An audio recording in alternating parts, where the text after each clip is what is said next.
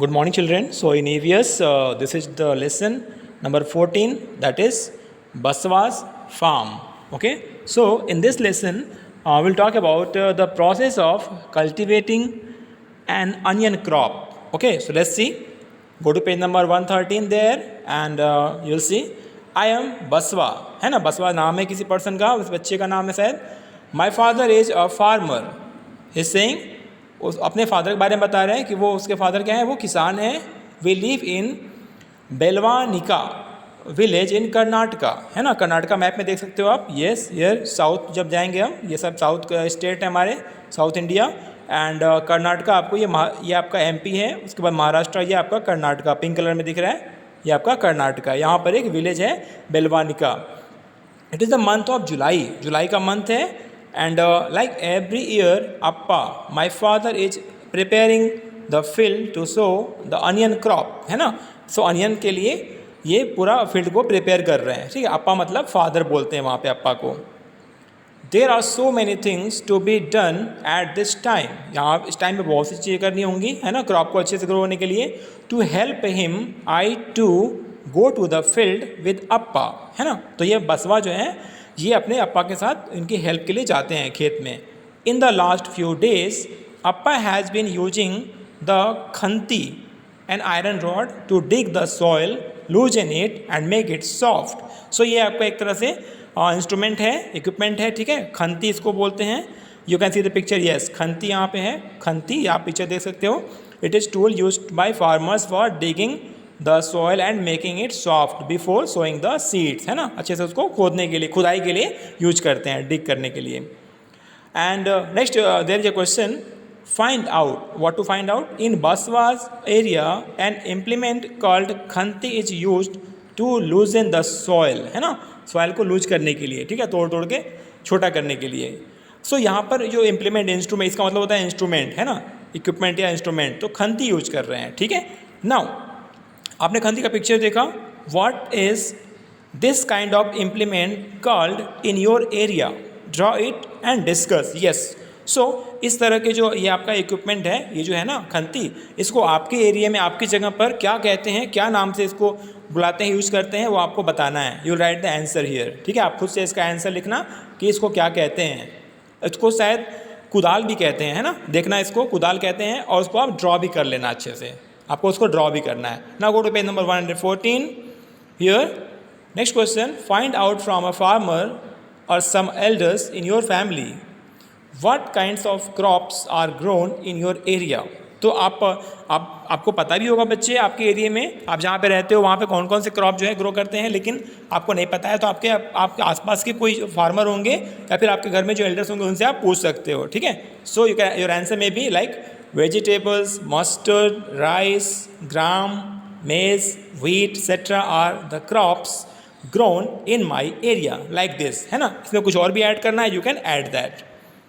So next, sowing the seeds. अब जो है बुआई करनी है. So let's see.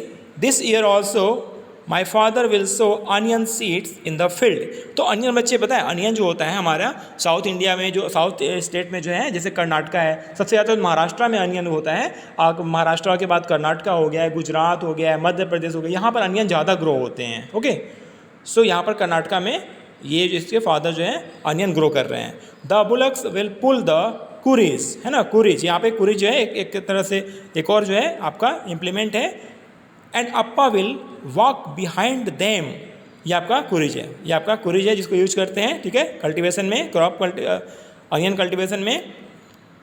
Sprinkling the seeds. है ना, ये इसके पीछे क्या है, ये आपका बुलक्स हो गया, इसके पीछे आपका कुरीज को सेट कर देते हैं, फिर इसको पकड़ के इसके पीछे चलते हैं वो. है ना, और जो सीड्स होता है उसको छिटकते रहते हैं. Okay, so now I would also like to do this just like my अप्पा. तो बसवा कह रहा है मैं भी इस तरह से करना चाहता हूँ. बट अप्पा says that it is necessary to drop the right amount of seeds at a regular distance. ये सबसे इंपॉर्टेंट. देखो, हर जगह पे जो है रूल्स, डिसिप्लिन इंपॉर्टेंट होते हैं. यहाँ पर भी रूल है कि प्रॉपर डिस्टेंस पर, प्रॉपर अमाउंट में जो आपका सीड है ना, वो आपको ड्रॉप होना चाहिए. है ना, सो इसको समझा रहे हैं. This is not so easy to do.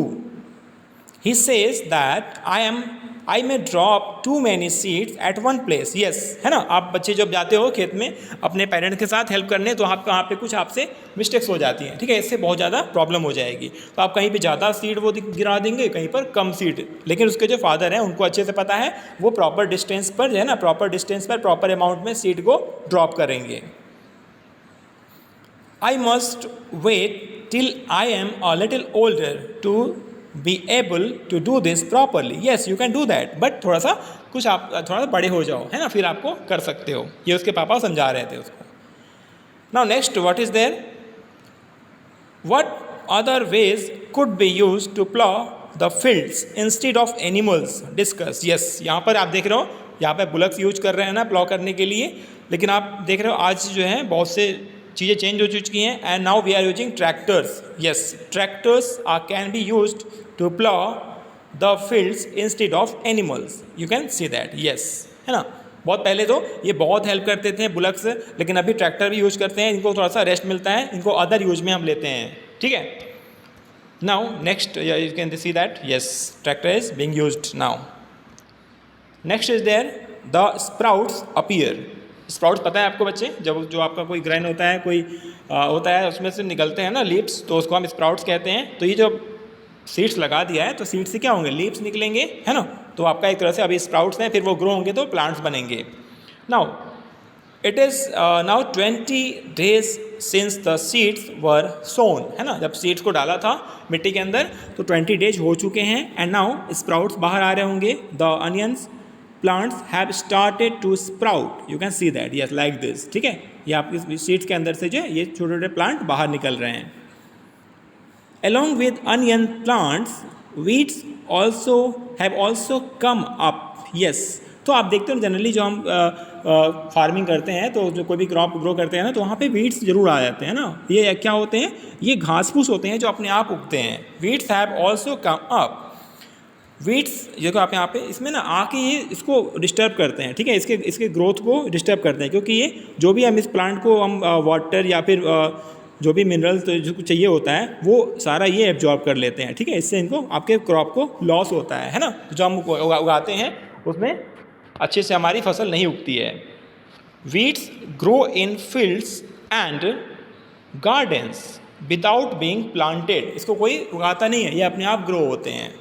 So what they do? Appa says that we must remove the weeds so that they do not take up all the water and fertilizers. जो fertiliser या फिर water होता है वो सारा का सारा जो है वीड्स ख़त्म कर देंगे, तो इससे बचने के लिए इसको रिमूव करना जरूरी होता है। If there are too many weeds, then the onion plants will not be healthy, और हेल्दी नहीं होंगे तो अच्छे से आपको इसमें से क्या होंगे, अनियन नहीं मिलेंगे। अम्मा, uncle and I, we all help अप्पा to take out the weeds. सब मिलके सारे वीड्स को उखाड़ के फेंक देते हैं, निकाल देते हैं, ठीक है, ताकि वो अच्छे से ग्रो हो और हेल्दी हो। Okay, so this was today's EVS class. Okay, thank you, take care.